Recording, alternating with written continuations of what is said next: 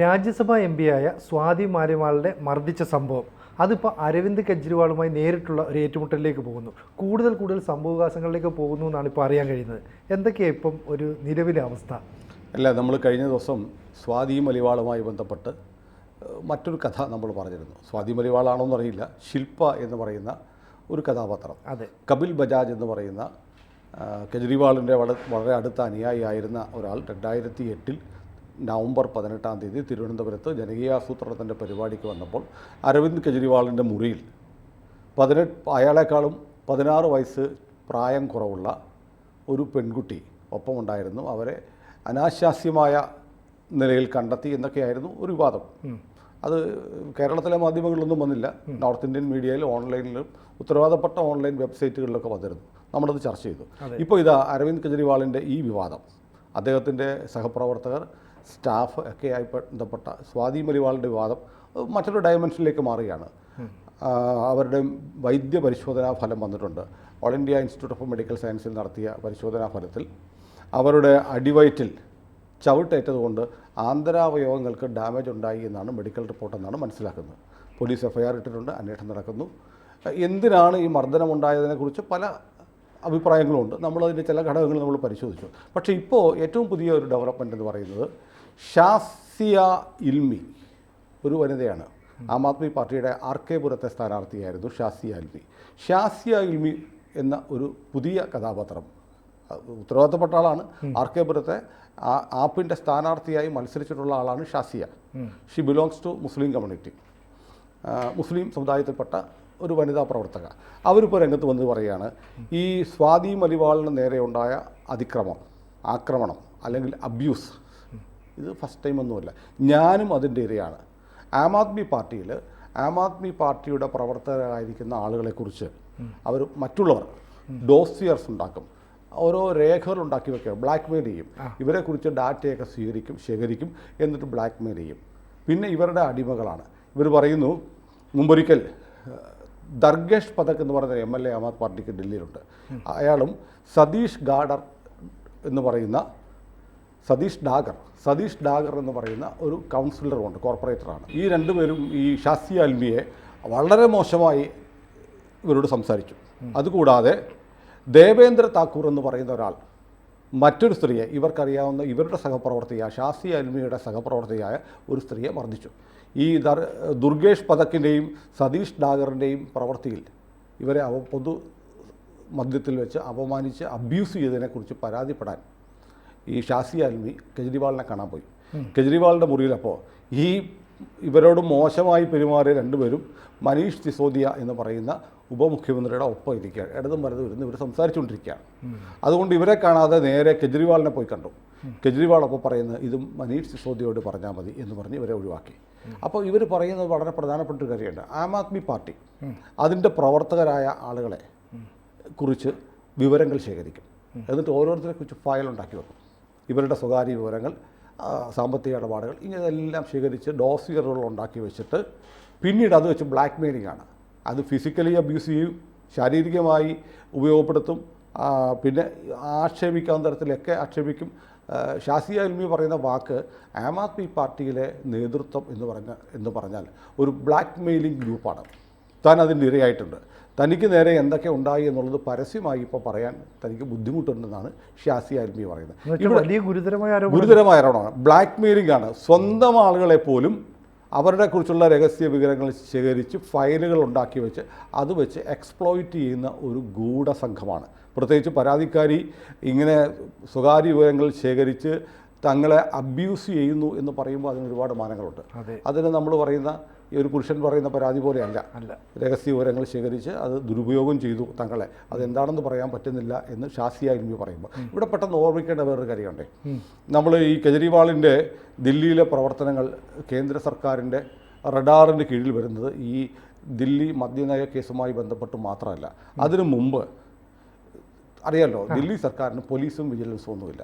പക്ഷെ വളരെ പെട്ടെന്ന് കെജ്രിവാൾ ഒരു ഫീഡ്ബാക്ക് യൂണിറ്റ് എന്ന് പറയുന്ന ഒരു സംഘം ഉണ്ടാക്കി, ഒരു ഓർഗനൈസേഷൻ സർക്കാരിൻ്റെ കീഴിൽ.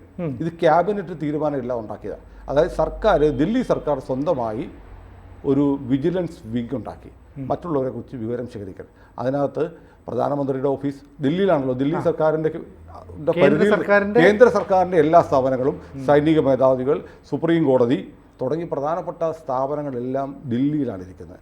ഈ സ്ഥാപനങ്ങളെ ആകെ സ്പൈ വർക്ക് ചെയ്യാൻ വേണ്ടി ഫീഡ്ബാക്ക് യൂണിറ്റ് ദില്ലി, അവർക്ക് വിജിലൻസ് ഇല്ല, പോലീസ് ഇല്ലാത്തതുകൊണ്ട് കെജ്രിവാൾ റിട്ടയർ ചെയ്ത വിജിലൻസിലെയും കേന്ദ്ര ഇൻ്റലിജൻസ് ബ്യൂറോയിലെയും ഉദ്യോഗസ്ഥരെയൊക്കെ ശേഖരിച്ചിട്ടാണ് ഇത് സംഘടന ഉണ്ടാക്കിയത്. ഒരു സംഘടനയല്ല, ഒരു ഓർഗനൈസേഷൻ ഉണ്ടാക്കി. ഇതിന് ക്യാബിനറ്റിൻ്റെ അനുമതി ഉണ്ടായിരുന്നില്ല. അപ്പോൾ തന്നെ ആക്ഷേപം ഉയർന്നിരുന്നു. ഇത് മാത്രമല്ല, ഈ ഫീഡ്ബാക്ക് യൂണിറ്റ്, കെജ്രിവാളിൻ്റെ ഫീഡ്ബാക്ക് യൂണിറ്റ് അവരുടെ പാർട്ടി പ്രവർത്തകരെയും ടാർഗറ്റ് ചെയ്യുന്നുണ്ട്. അവരെന്തൊക്കെ ചെയ്യുന്നു, അവർക്ക് ആരൊക്കെയായിട്ട് ബന്ധമുണ്ട്, ഇതിൻ്റെ ഫയൽസ് ഉണ്ടാക്കി വെക്കുന്നു. ഇവരിതിനെ മുഴുവൻ എക്സ്പ്ലോയിറ്റ് ചെയ്യുക, ഈ ഡാറ്റ വെച്ചിട്ട് ഇവരെ ഭീഷണിപ്പെടുത്തുക, ഇവരെ സമ്മർദ്ദത്തിലാക്കുക, ഇതൊക്കെ ചെയ്തിരുന്നു.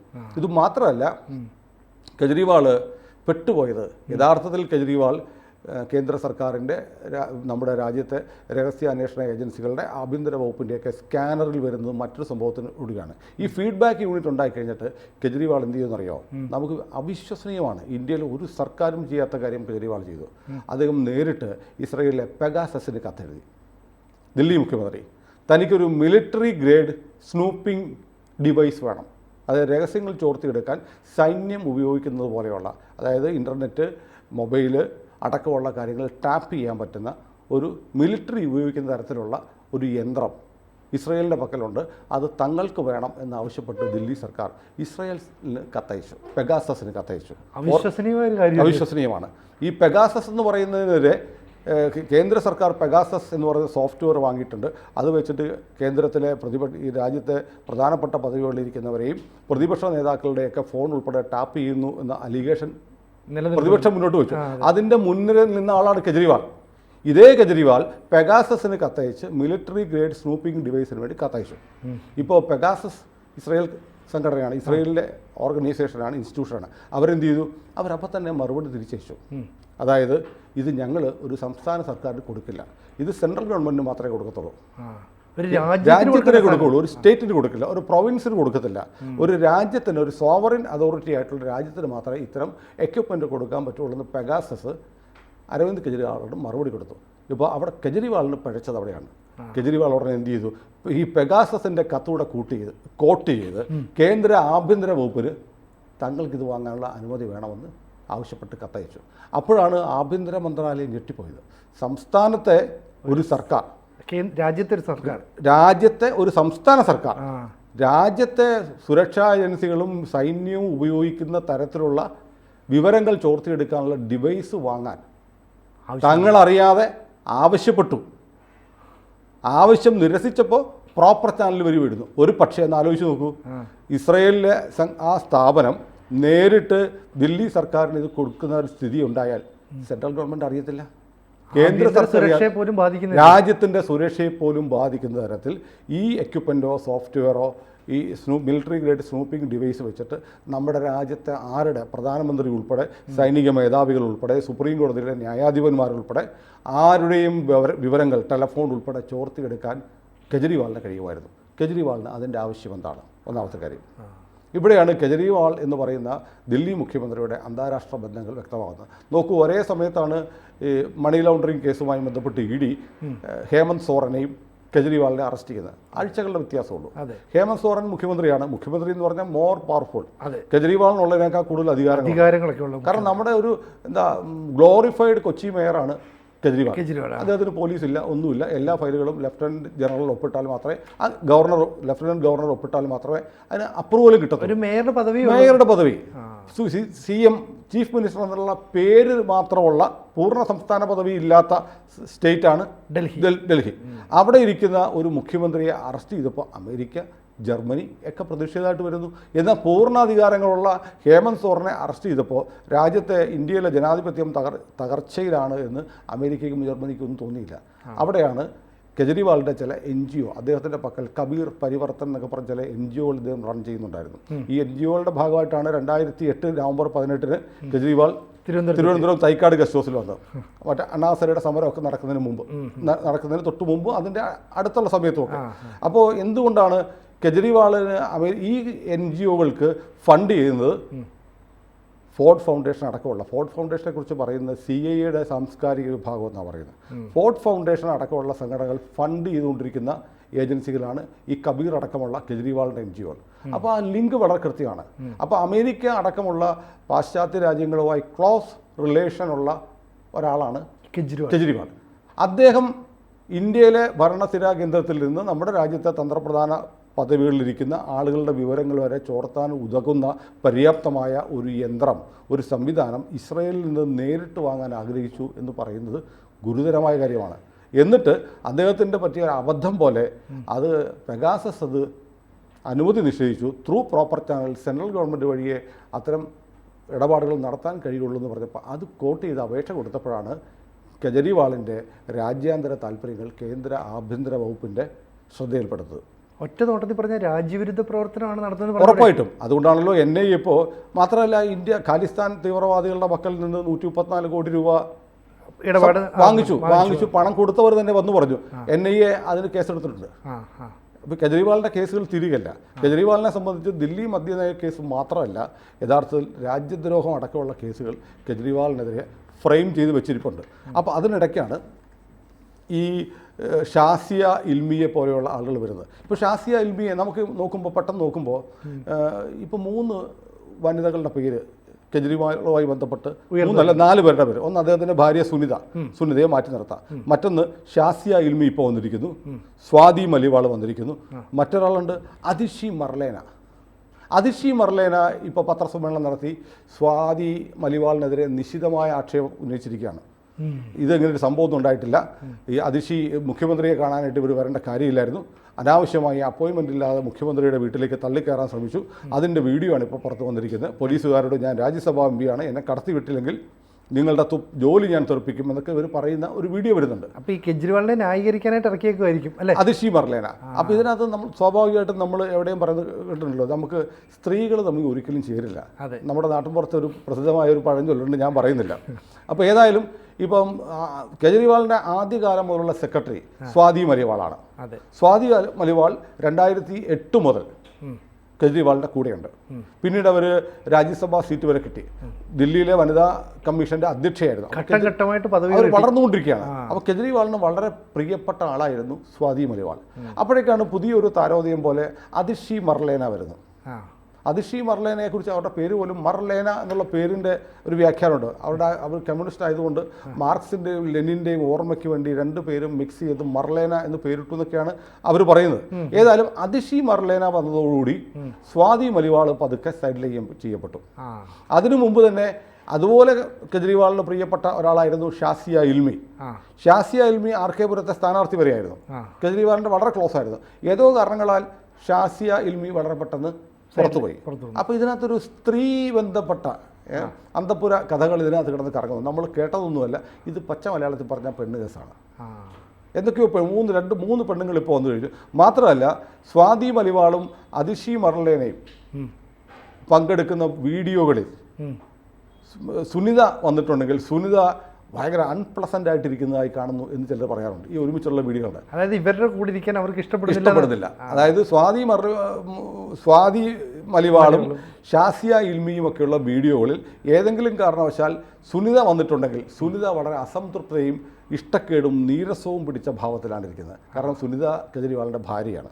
അപ്പോൾ ഇങ്ങനെ കുറേ അന്തർപുരങ്ങളിലെ അനാശാസ്യ കഥകൾ വരുന്നുണ്ട്. അപ്പോൾ എന്തൊക്കെയാണെങ്കിലും ഈ കഥ ഇപ്പം കെജ്രിവാളിനെ സംബന്ധിച്ചിടത്തോളം അദ്ദേഹം ജാമ്യം വേണ്ടാത്ത, അദ്ദേഹത്തിന് ആവശ്യമില്ലാത്ത ജാമ്യം കോടതി പലതവണ കൊടുക്കാമെന്ന് പറഞ്ഞിട്ട് എനിക്ക് ജാമ്യം വേണ്ട എന്ന് പറഞ്ഞിട്ട് കോടതി അടിച്ചേൽപ്പിച്ചു കൊടുത്ത ജാമ്യം കിട്ടി വിജയിച്ചു എന്ന് ഭാവിച്ച് നടക്കുന്ന ഒരാളാണ്.